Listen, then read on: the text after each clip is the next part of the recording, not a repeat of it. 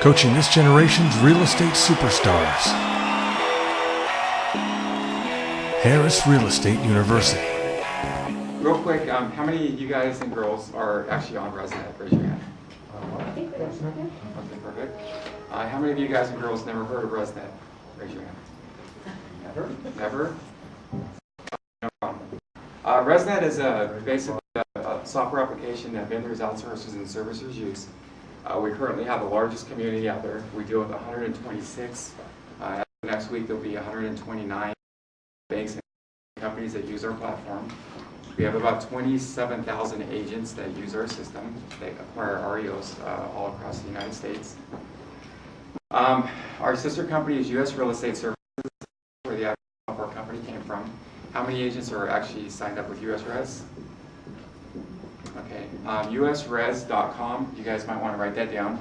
I definitely recommend any agent that wants to get a listing to be signed up with at least them. They are definitely free to do it. They're one of the companies that require their agents to do BPO for free.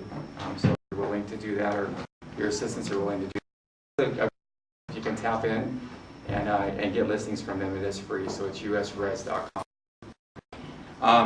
I owned an appraisal company for quite a few years, and then May of last year with HBCC, I basically went out of business, as well as a lot of appraisers. Most appraisers are independent, so we work for ourselves. We deal with brokers that we've dealt with for years and years and years. I never really dealt with any of the banks, and then overnight we're out of business. So we got a phone call from US Res to come appraise. So I worked there for a while, and I was in charge of actually bringing the appraisal value and the BPO value together where we can actually list the property.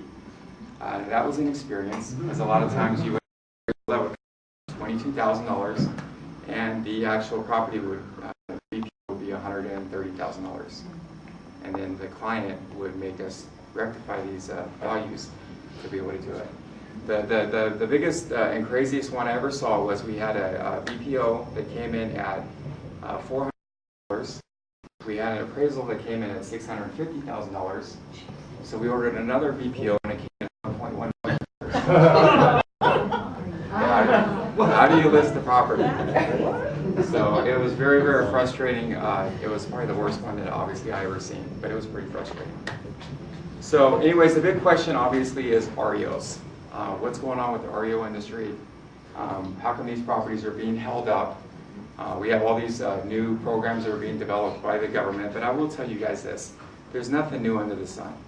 What's going on right now is the same thing that went on during the Great Depression.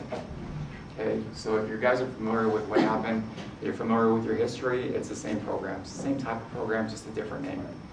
We tried to do the loan modifications, which were a joke last year. Okay. We had a lot of inventory last year, but obviously the properties were being held up. And we have to understand why they were being held up. We had, what, 3 moratoriums that were going on? Mm-hmm. We had, banks trying to pay back the TARP money. And the frustrating thing about it is when some of these banks started paying back the money, these properties were still being held up. And a lot of times we have friends and neighbors that come over because they know I work for ResNet and they want to find out what's going on.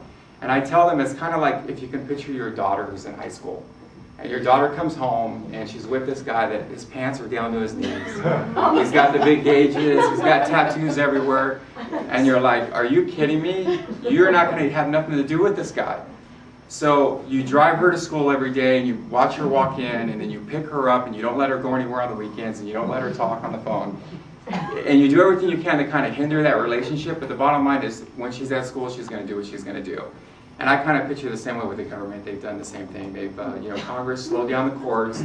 They're doing everything they can to kind of hold these properties in, keep these people in the house. And unfortunately now it's like, homeowners that don't make their payments are in their properties for almost 2 years rent-free. And it's frustrating because it's like they have more rights than the actual person who owns the home. So that's where it gets kind of frustrating. So we all kind of think, well, maybe this year, this is going to be the year. And now we have a new program, the short sale program. They're pushing that. Now, don't get me wrong, I'm not knocking the program. I think all agents should learn how to do short sales because it's kind of like a football player.